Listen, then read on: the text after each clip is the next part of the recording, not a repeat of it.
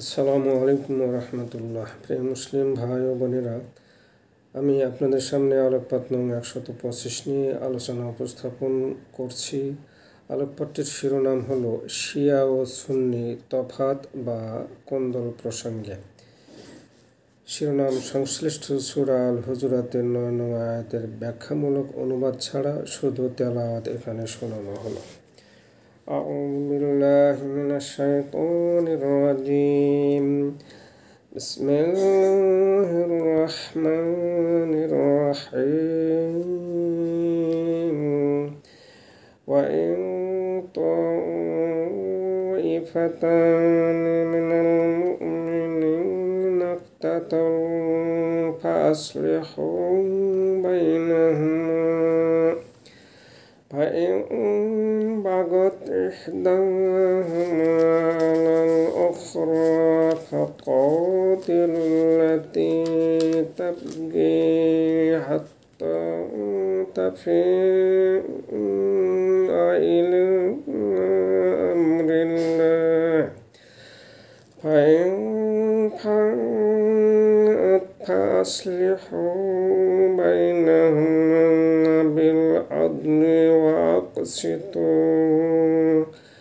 إن الله يحب المقسطين. সাদাকাল্লাহুল আযীম। মানব সমাজে বিভিন্ন মতাদর্শের কারণে পারস্পরিক কেওয়াজ, হাঙ্গামা, তফাত, কোন্দল বা যুদ্ধ সংঘটিত হওয়া একটি অবধারিত বিষয়। মুসলিমদের মাঝে আকীদাগত মতপার্থক্যের কারণে বিভিন্ন দল ও উপদল রয়েছে। তন্মধ্যে শিয়া ও সুন্নি অন্যতম। পৃথিবীতে সুন্নিদের সংখ্যা বেশি, ফলে সুন্নি সংখ্যাগরিষ্ঠ দেশের সংখ্যাও বেশি। শিয়াদের সংখ্যা কম, বিধায় তাদের একটিমাত্র দেশ ইরান। সাম্প্রতিককালে সুন্নি সংশ্লিষ্ট মুসলিম রাষ্ট্রগুলো আমেরিকা যুক্তরাষ্ট্রের সঙ্গে সখ্যতা, মিত্রতা বা বন্ধুত্ব গড়ে তুলেছে, আর শিয়া সংশ্লিষ্ট রাষ্ট্র ইরান বন্ধুত্ব গ্রহণ করেছে চীন ও রাশিয়ার। শিয়া ও সুন্নি কোন্দলের ইহাই একটি অন্যতম রাজনৈতিক কারণ। জীবন জীবিকার মানোন্নয়নের তাগিদে মুসলিম ও অমুসলিম দেশগুলোর মাঝে বাণিজ্যিক সম্পর্ক থাকা স্বাভাবিক, কিন্তু ধর্মীয় সুসম্পর্ক তেমন একটা লক্ষ্য করা যায় না। অমুসলিম রাষ্ট্রের সঙ্গে রাজনৈতিক, বাণিজ্যিক ও ধর্মীয় সহ সকল সম্পর্কই কি পবিত্র কোরআনে নিষিদ্ধ, নাকি কোনো একটি দুটি, তা আমার স্বল্প জ্ঞানে স্পষ্ট করে বলা একটি বিতর্কের বিষয়।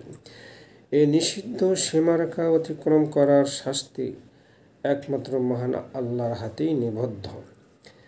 অমুসলিম বা মুসলিম রাষ্ট্রের পরস্পরের মাঝে সংঘটিত যুদ্ধ বা কোন্দলে কোনো মুসলিম ব্যক্তি নিহত হলে তিনি শহীদ বা নিষ্পাপ অবস্থায় মৃত্যুবরণ করেন। মহানবী মুহাম্মদ সাল্লাল্লাহু আলাইহি ওয়াসাল্লামের বাণী, লা ইয়ামুরুল কতলু বিজামমিন ইল্লা মাহাহু। ফলে তারা জান্নাতি। যুদ্ধে বিজয়ী বা জয়ী কোনো পক্ষের ঘাতক সৈন্যকে খুনের জন্য পাপী বা অপরাধী হিসেবে গণ্য করা হয় না। পরাজিত পক্ষই মহান আল্লাহর দরবারে ঘাতক বা খুনি হিসাবে দায়ী। বিজয়ী পক্ষ পরাজিত পক্ষের আততায়ী, ঘাতক, খুনি বা অপরাধীদের গ্রেপ্তার করে আইনের আওতায় আনে এবং বিচারে তাদের মৃত্যুদণ্ড দিয়ে থাকে। শাস্তিস্বরূপ কেউ বা থাকে জেলে, কেউ বা থাকে প্রবাসে। বিচারে মৃত্যুদণ্ড প্রাপ্তরাও নিষ্পাপ অবস্থায় মৃত্যুবরণ করেন।